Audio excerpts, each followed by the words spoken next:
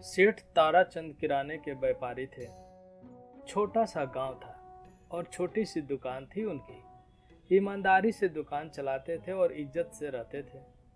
3 बेटे थे उनके, दूलीचंद, माखन और सेवाराम। गांव में सिर्फ 8वीं तक का स्कूल था। आगे की पढ़ाई के लिए शहर जाना पड़ता था। दूलीचंद और माखन ने 8वीं तक पढ़ाई की। उनकी पढ़ाई में रुचि नहीं थी। 8वीं तक भी तिगड़म लगाकर ही पास हुए थे। ताराचंद जी को भी अपनी दुकान में मदद की जरूरत थी, अतः उन्होंने उनकी आगे की पढ़ाई में ज्यादा रुचि नहीं दिखाई। हालांकि उनकी मां निर्मला जी चाहती थी कि वो पढ़ लिख कर अच्छी नौकरी करे। दोनों ताराचंद की दुकान में उनके साथ काम करने लगे। समय बदला, अब दुकान बड़ी हो गई, मुनाफा भी बहुत हो रहा था।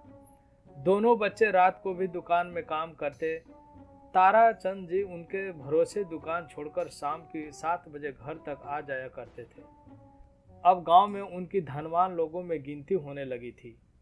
ताराचंद अपने बेटे की काबिलियत पर फूले नहीं समा रहे थे। तीसरा बेटा सेवाराम इन दोनों से एकदम अलग था। उसकी पढ़ाई में बहुत रुचि थी और हमेशा अपनी कक्षा में प्रथम आता था। माँ बहुत खुश थी। वह आगे की पढ़ाई के लिए शहर चला गया। उसकी पढ़ाई के लिए पैसे भेजने पड़ते थे तो ताराचंद के बेटे को बहुत अखड़ता था। वो हमेशा कहते थे, पापा, सेवाराम शहर में पता नहीं क्या गुलछर्रे उड़ा रहा है, देखना किसी दिन आपका नाम डुबोकर रहेगा। माँ हमेशा कहती कि वह पढ़ाई कर रहा है, उसके रहने खाने कॉपी किताब फीस में पैसा लगता है। तुम तो पढ़े नहीं जो तुम्हें पता चले, देखना वह पढ़ लिख कर कुछ बन जाएगा तो परिवार का नाम रोशन करेगा। मगर दूलीचंद और माखन को उसके लिए पैसे भेजना रास नहीं आ रहा था। वो अपने पिता को हमेशा कान भरते थे कि पापा, देखना शहर की हवा लगेगी और वह हमारे परिवार का नाम डुबोकर रखेगा।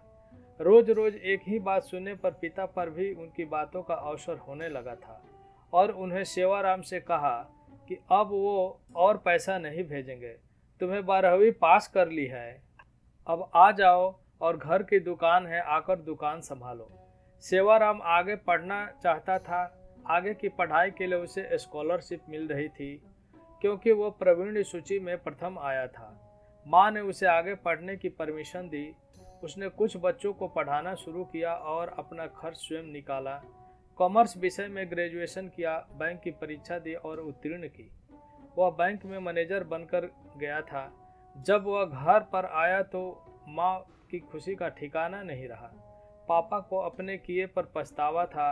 जहाँ एक तरफ सेवाराम ने उसका नाम रोशन किया तो दूसरी तरफ दूलीचंद और माखन को पुलिस हथकड़ी डालकर ले गई। रात में दुकान पर छापा पड़ा। दोनों भाई अनाज में मिलावट करते पकड़े गए। दुकान सील कर दी गई थी। ताराचंद जी को इसके बारे में कुछ भी पता नहीं था। उन्हें भी जेल बुलाया गया, मगर बेटों ने कहा कि पापा को इसके बारे में कुछ भी पता नहीं है। फिर ताराचंद को लोगों के बीच इतनी साख थी कि उन्हें छोड़ दिया गया।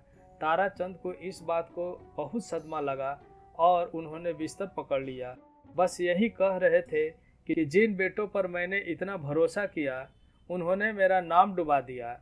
बुढ़ापे में मुझे इतना बड़ा झटका दिया है कि मैं किसी को मुंह दिखाने लायक नहीं छोड़ा।